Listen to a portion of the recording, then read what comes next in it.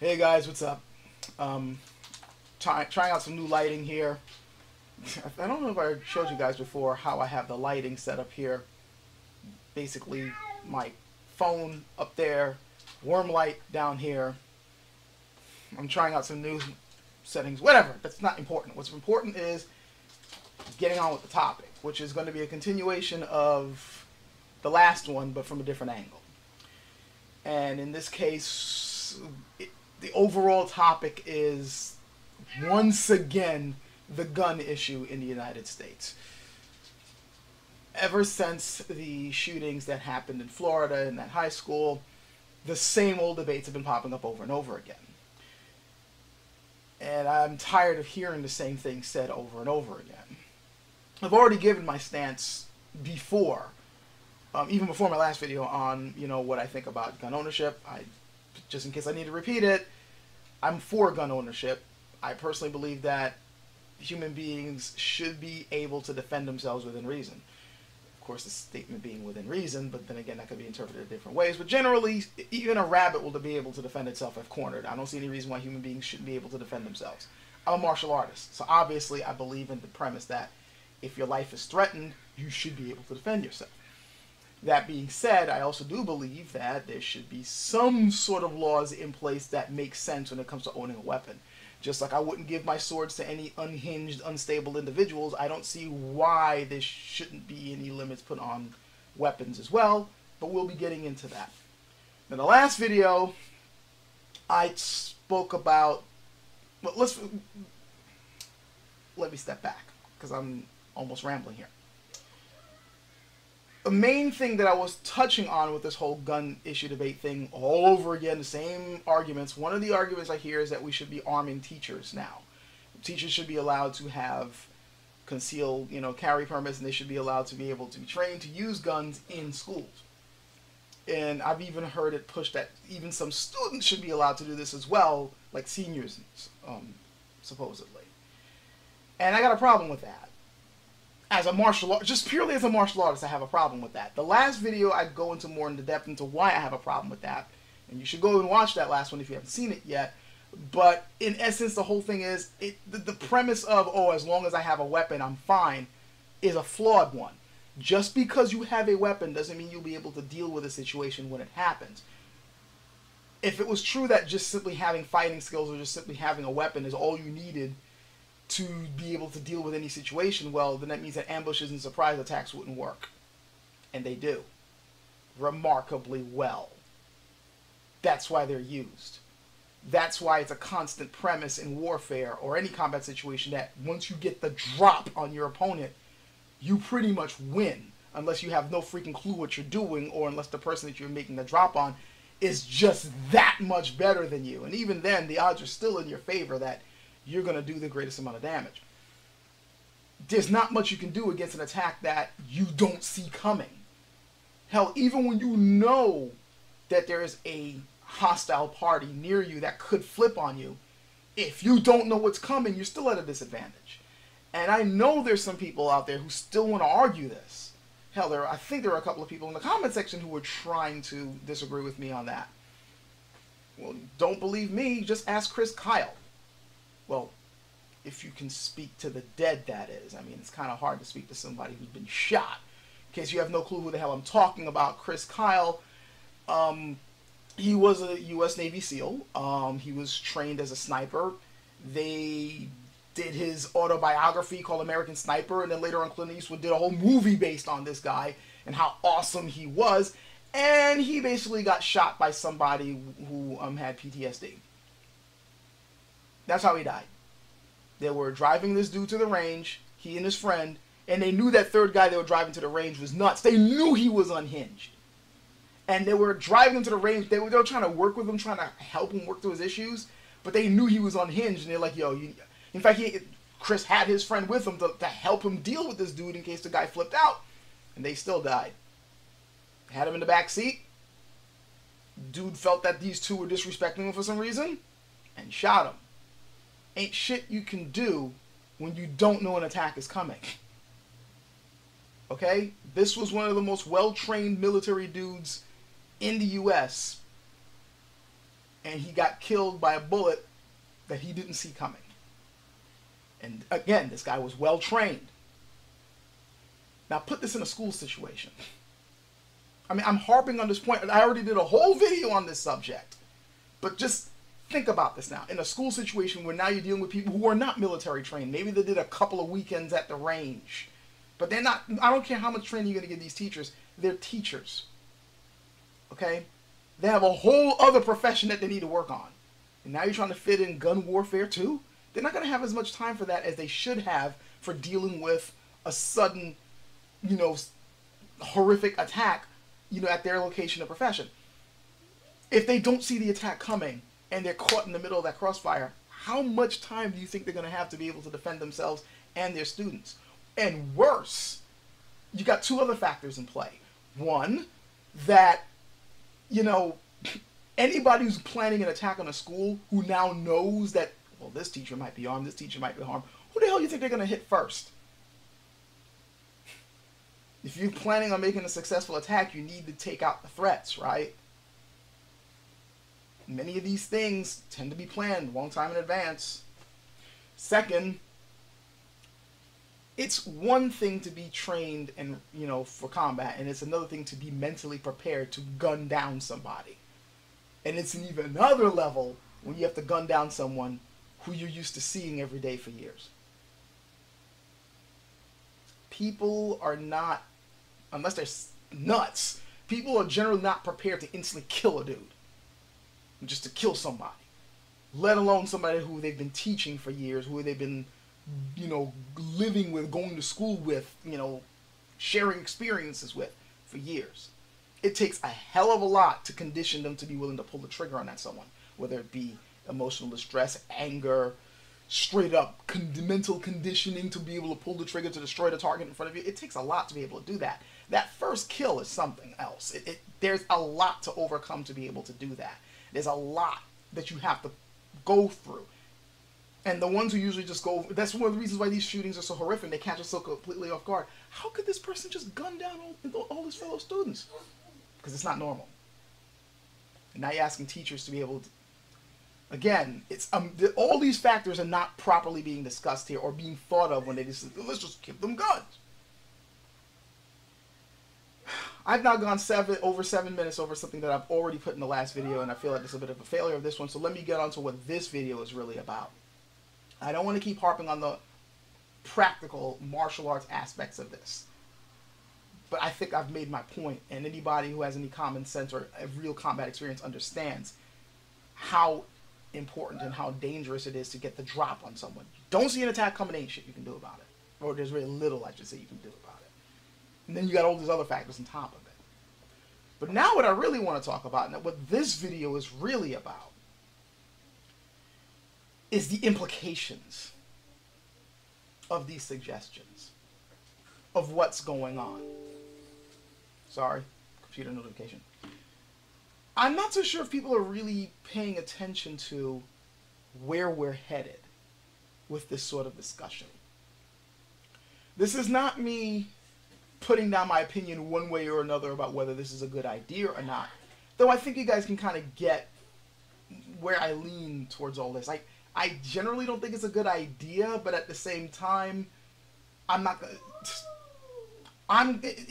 in my particular point of view, I'm not going to say that I know all the particulars and I'm going to outright say, this should not be done. I'm just saying, I'm not so sure if it's a good idea for these particular reasons.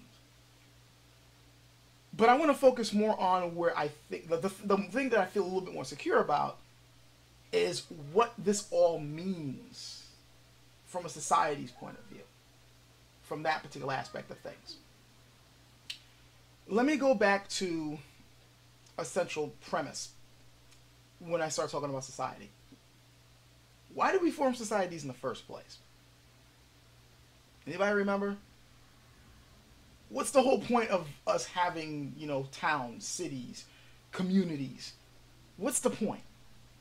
It's because we're social creatures, we're social animals, and we are able to survive based off of the strengths that we all lend together for a common goal. We can do very little by ourselves. It's when we come together that we're able to achieve quite a lot. Despite what individualists would like to tell you, you cannot build an entire society in one freaking individual.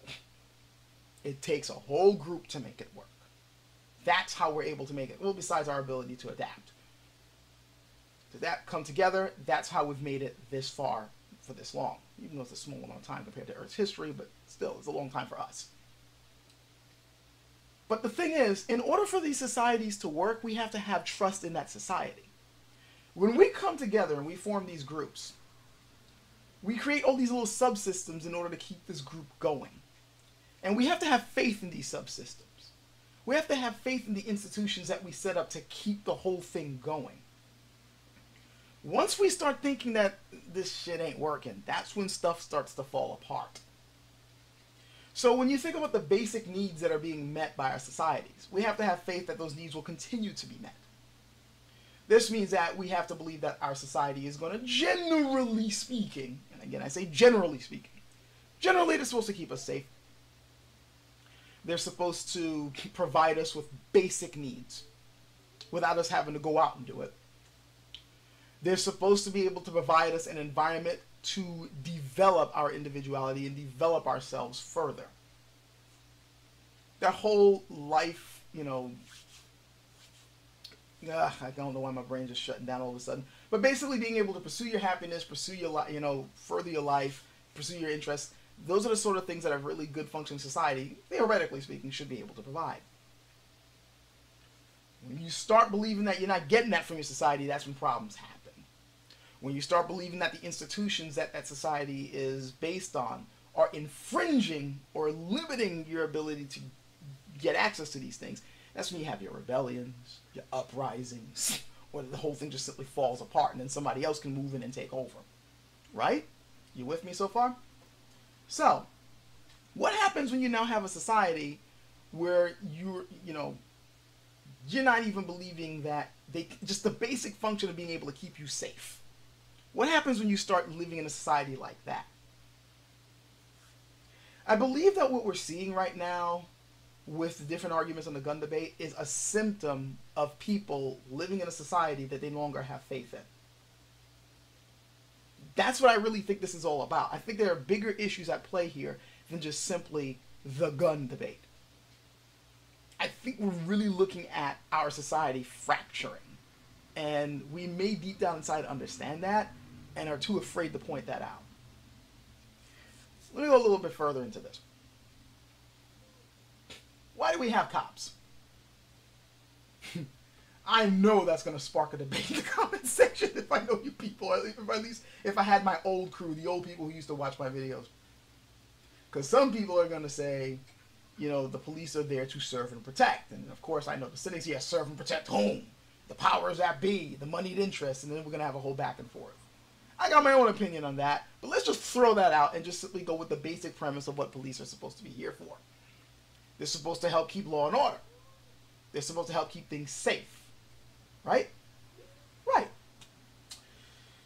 So it's kind of funny how we don't really believe that they can do that anymore. And in fact, the general consensus when it comes to people versus the cops, and just me putting it that way should tell you, people versus the cops. People generally don't like the police.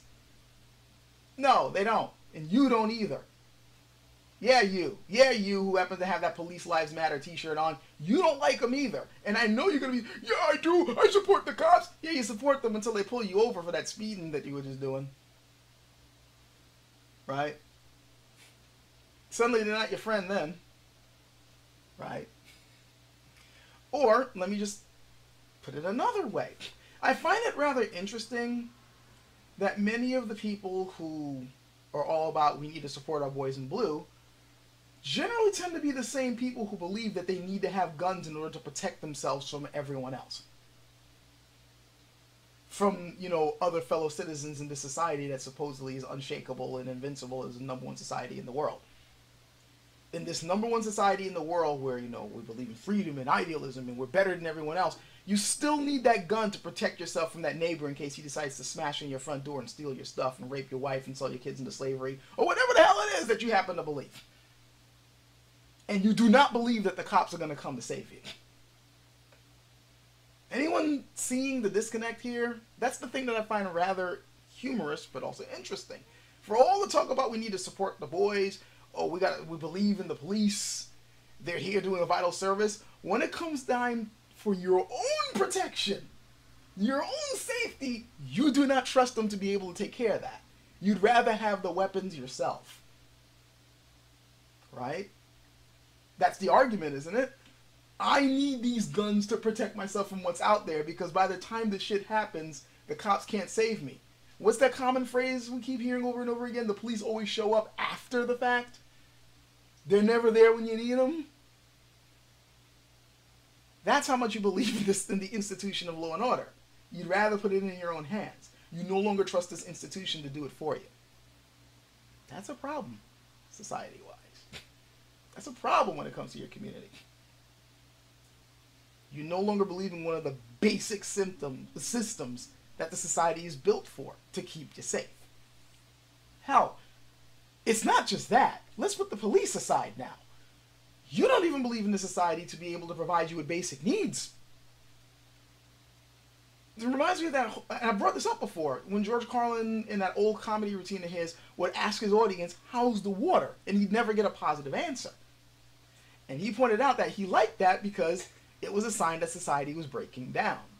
He said this back in the 90s. Now, as a teenager, listening to this, I thought it was hilarious, but I didn't fully get what he meant by this is proving that the society is beginning to break down. I got a hint of it, but I didn't fully understand its full implications until I thought about it much later on. Like, yeah, you don't even believe in the society being able to provide you water.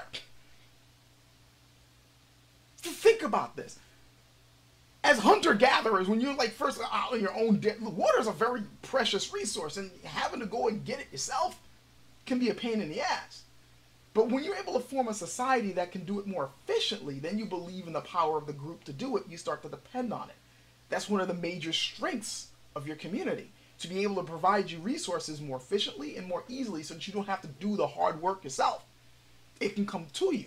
And one of the crowning achievements of a civilization is how well their plumbing system works, how well their water systems work. And now we're at a point where we buy bottled water because we believe in that better than the stuff that comes from our tap.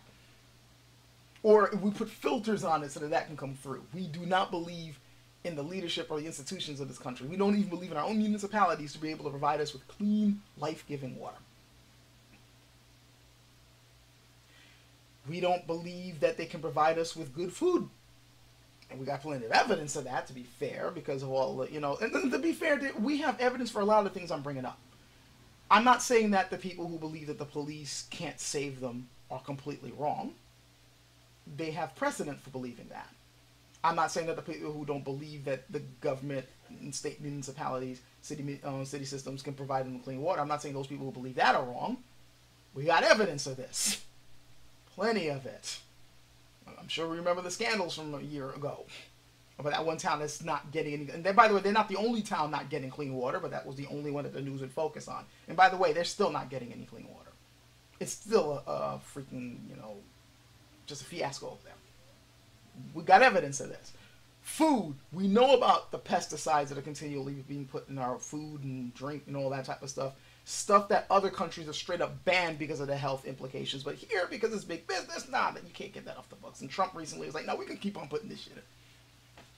So we don't have faith in that also, which is why you see organic stuff being, this is purely organic now being in our supermarkets, or people going more to farmers markets to get their stuff.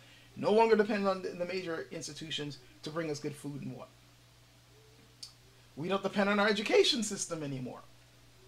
This is why public schools are failing. Our state tests are low, so now we got to depend on charter schools and private schools.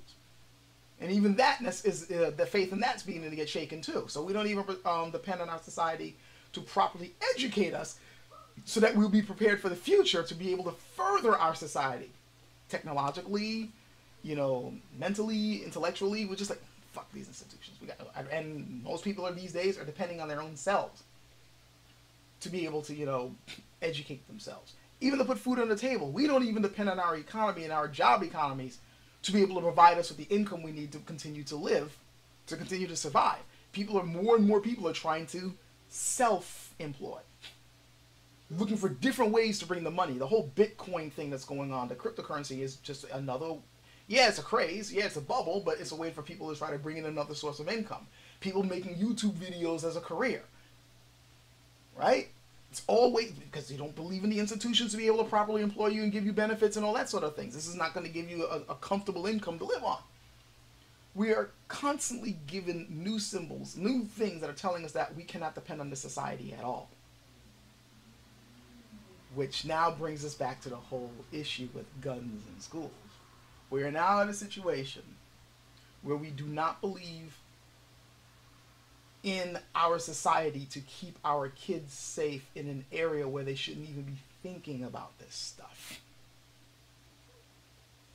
Just no matter what you believe about whether teachers should be allowed to have guns or not, step back for a moment and think about this. You are now advocating that there should be weapons in schools. Schools! Places. For all this talk about children need to be given a certain level of innocence before they face the darkness of the real world out there, or however you want to put it. Now we're saying this needs to be put in these institutions to keep them alive. Just think of the implications of that. No matter where you fall, no matter what your opinion is, just step back for a moment. We're now trying to debate whether or not we should have guns in schools, which, as a 40-something-year-old myself, I find that hilarious because I remember there was a point in time when we were trying to keep guns out of schools. I remember when this was considered an inner city problem. Yeah. Oh, this is only something that those kids have to deal with. That's why we got to put metal detectors and all that to keep this stuff out.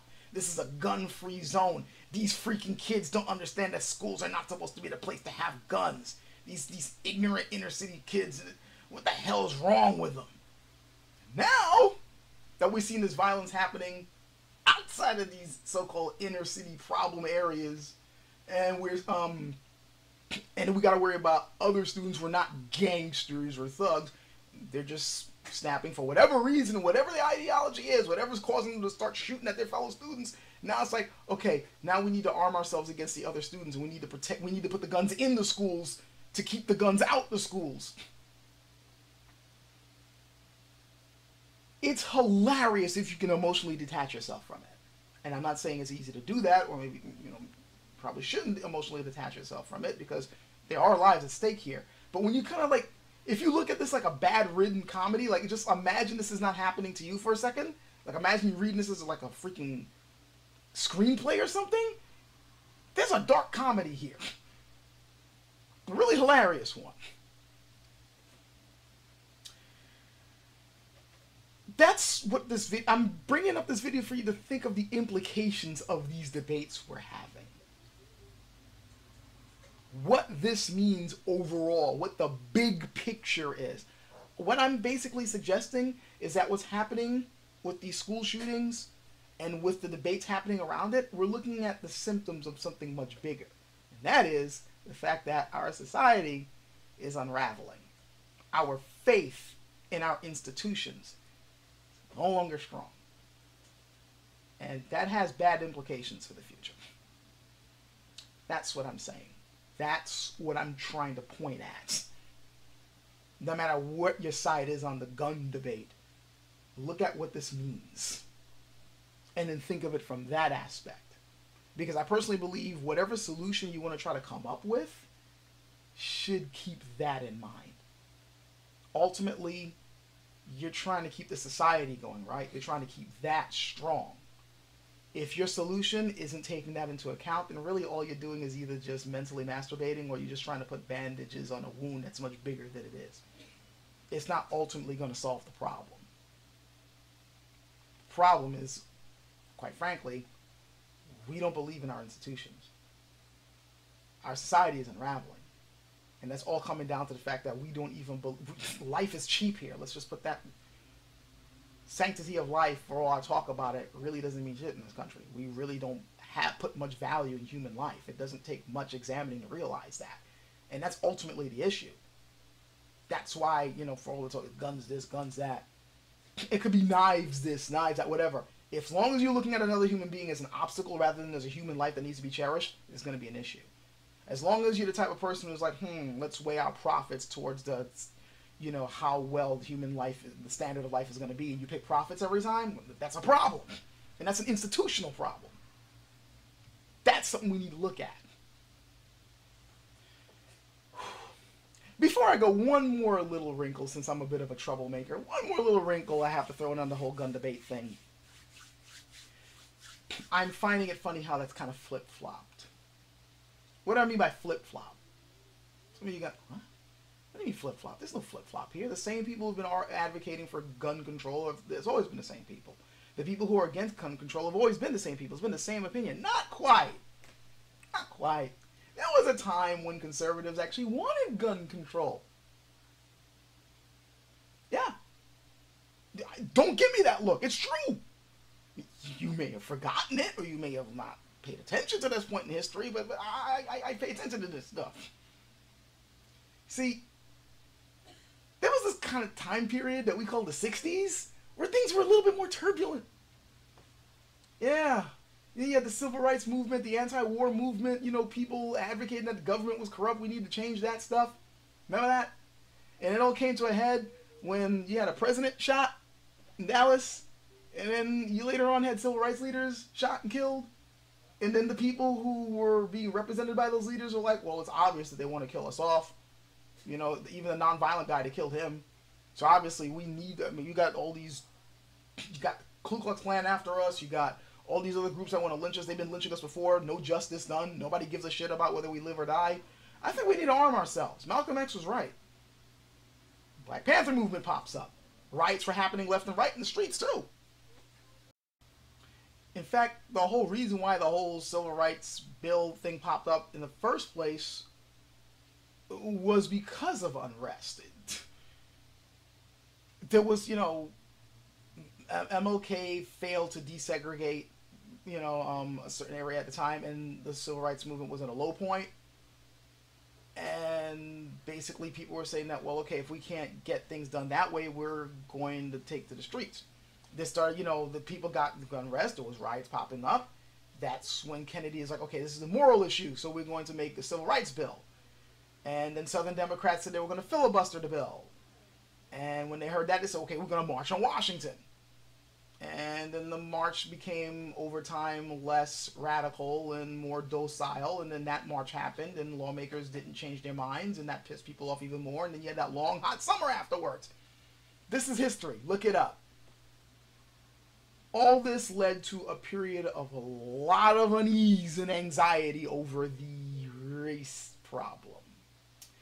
And when black people were saying, okay, we need to arm ourselves against those that are going to try to kill us, that's when people really started to freak out. Which accumulated in a rather interesting bill, the Gun Control Act of 1968. A lot of conservatives backed that bill. It's co-written by a rather famous group. The NRA. Yeah, imagine that. The NRA. Behind a gun control bill. Sounds nuts, doesn't it? But it's true. They had backed the bill. Now, here's the funny thing. The bill was supposed to prevent things like the John F. Kennedy's assassination and, the illegal proliferation of firearms. It was supposed to stop this stuff. Anybody who's researching the bill today will tell you that it didn't really do that. In fact, a lot of people who are against gun control love to point out how ineffective this bill was. But what's interesting is some people argue, and they have a lot of evidence for it, the main reason why this bill was instituted wasn't necessarily to stop things like the assassinations from happening. It was to stop certain people from getting their hands on guns. Like, that's what the bill basically morphed into. We need to stop those people from arming themselves, because we don't really want an uprising from those people, and it doesn't take much imagination to know who those people are. A lot of conservatives came out and said that that was their main motivation for supporting it. They were trying to stop certain people from, having the power to defend themselves. Yeah. Why do I bring this up? It's not just to show how things have changed, but I happen to think that it was those past motivations that are haunting these, or haunting gun rights people now. Because back then, conservatives are like, we can't let them get their hands on guns. No, no.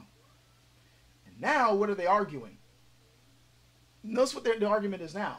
We shouldn't have these gun control laws because they're trying to take the guns away from us. And many people who are for gun control laws are like, we're not trying to take guns away from you. We're trying to keep it from going in the wrong hands. We're trying to like put some sensible gun laws here with at least proper registration, things like that. That's what they're arguing. So you got this back and forth of, you're trying to take my guns away. No, I'm just trying to. And it may seem irrational for people to think, I say seem, you may have your own opinion on this.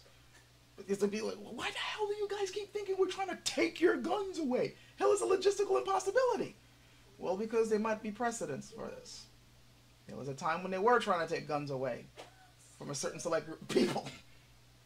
Now, that specter's back to haunt them. Now they're thinking it's their turn. They don't want to give their toys up. Hell no. Is that what's really going on? Well, that's what the debate's about, isn't it? Are they really trying to take their guns away? Maybe, maybe not. But the main thing is they now have that fear because, well, it was tried once before. Just throwing in another little wrinkle here. Yeah, you can get mad at me all you want, but this is history. This is stuff that people are, when they're looking at these laws and stuff, this is what's being talked about among people who really know the history behind all this and aren't just simply getting their information from 10-minute news bites or from biased news programs. This is actual history here being discussed. Uncomfortable history. And all this nonsense, all this stuff is really happening ultimately because a group of individuals just don't want their money fucked with. This goes right back to what I was saying before. Life is cheap in this country, which is the underlying problem. We could come up with sensible laws that may save lives in the United States, but that's cutting into our profits. We can't have that. So we need to get people riled up to think that that our guns are being taken away, that we're limiting their ability to be able to have fun or hunt or whatever the hell it is that they want to be able to do with their guns. They're trying to take away your ability to protect yourself. Because we can't have the money to stop rolling in. Human life is cheap when it comes to weighing that against what they really want. Profits, money, power. Your life doesn't mean a goddamn thing. That's an underlying law here. And when human life is that cheap and our major institutions are allowing that line of thought to continue to dictate how things are run around here, is it any wonder then that it's very easy to kill somebody? Is it any wonder then that we're losing faith in our institutions when one of the underlying rules around here is that your life is meaningless ultimately in a society that is supposed to be protecting human life and furthering it and nurturing it? It all connects back to that. Do you have faith in the society or not? The signs point to no. And as long as that continues, we're going to keep having this problem, no matter what your opinion is on how to solve it.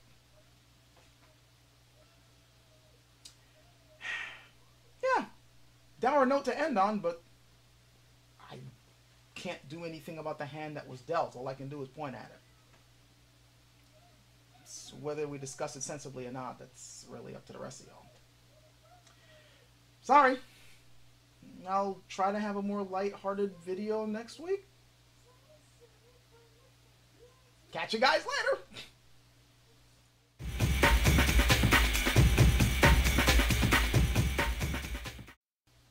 Oh, by the way, remember that quote that I happened to put in my last video on, be polite, be professional, have a plan to kill everyone you meet? More or less that quote.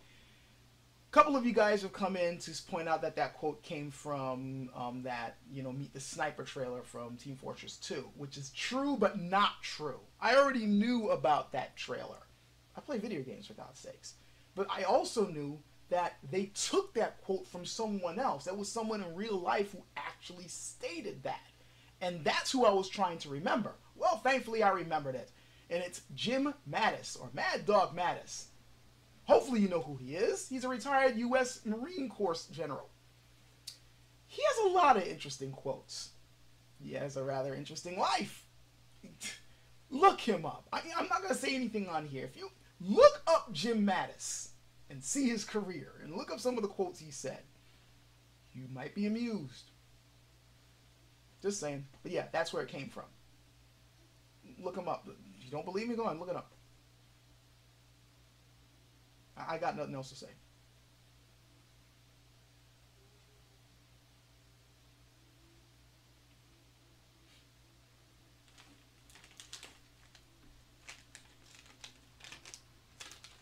This is good chocolate?